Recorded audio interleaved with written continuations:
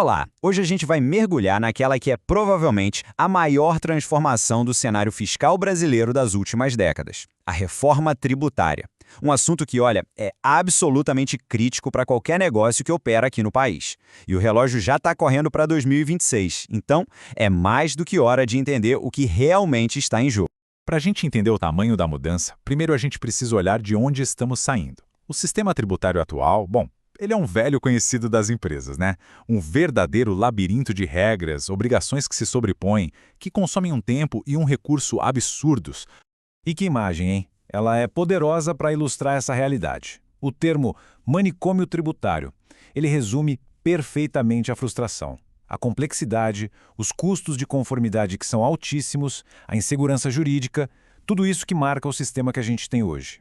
Então, qual que é a grande sacada da reforma? Simplificação. Mas assim, simplificação radical mesmo. O que a gente vê aqui é o antes e o depois, né? De um lado aquela bagunça toda, PIS, COFINS, IPI, ICMS, ISS, tudo embolado.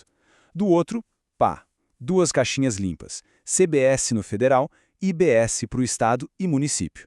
É a troca de 5 tributos super complexos por um modelo de IVA, o chamado IVA dual, que convenhamos já funciona em mais de 170 países. É sair do emaranhado para a clareza. Ok, mas como é que essa nova arquitetura se sustenta? Essa transição toda do caos para a clareza, ela se baseia em 4 pilares fundamentais. E eles foram desenhados para trazer mais justiça, mais eficiência e, claro, mais simplicidade para a tributação aqui no Brasil.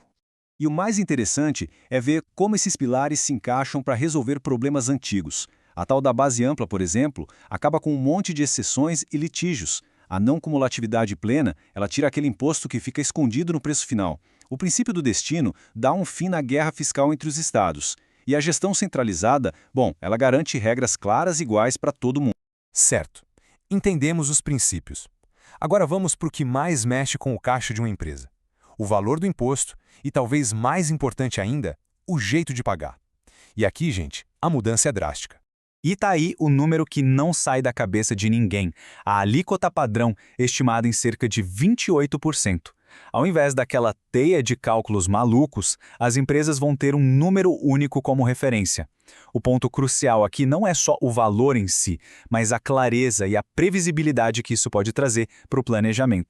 Só que essa não cumulatividade plena, ela cria uma coisa que a gente podia chamar de armadilha do crédito tributário, principalmente para o setor de serviços. Como o diagrama mostra, a indústria gera créditos sobre a matéria-prima, seus insumos. Mas e serviços? O principal custo é mão de obra, e mão de obra não gera crédito fiscal. Isso causa um impacto desproporcional e, claro, um aumento bem significativo da carga tributária para esse setor. A forma de pagar também muda da água para o vinho com o split payment. Na prática, o que acontece? A cada transação, o banco já separa a fatia do imposto e manda direto para o governo, o que significa que o dinheiro do imposto ele nem passa pela conta da empresa. Isso revoluciona o fluxo de caixa. Hoje, no modelo atual, as empresas usam o dinheiro do imposto que ainda vão pagar como capital de giro. É o famoso float. Com o split payment, esse float some, desaparece. O dinheiro do imposto nem chega a entrar na conta da empresa, o que cria um desafio de liquidez imediato. Apesar do objetivo ser simplificar, a economia brasileira é cheia de particularidades. Por isso, um novo sistema traz um verdadeiro mapa de exceções, de regimes especiais, que é fundamental conhecer para o planejamento de muitos setores. E esse mapa nos dá uma visão geral.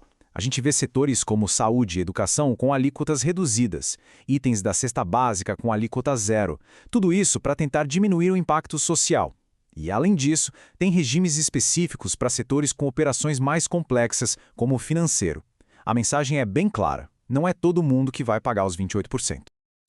Essa é a pergunta de milhões de empreendedores. O Simples Nacional, que sempre foi visto ali como um porto seguro, também entra numa dinâmica completamente nova.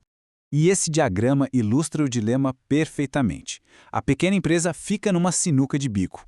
Pensa só, ou ela continua no Simples, mas aí o cliente dela não vai ter crédito fiscal, ou seja, ela fica cara no mercado, ou, para ser competitiva, ela pula para o sistema novo, gera o crédito para o cliente, mas aí a própria carga de imposto dela pode explodir. Acabou aquela história do Simples Nacional ser um porto seguro, sabe? Agora virou uma baita de uma encruzilhada estratégica.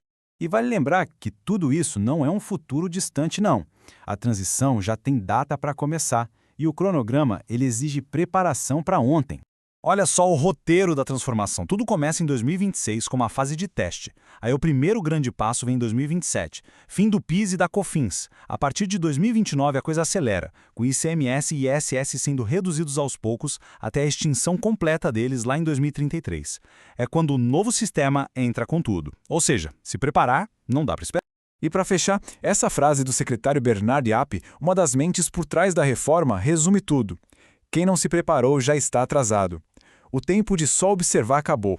A questão não é mais se um negócio vai ser impactado, mas como ele vai se adaptar para sobreviver e, quem sabe, prosperar na maior reconfiguração do cenário competitivo brasileiro em décadas. A hora para agir estrategicamente é agora.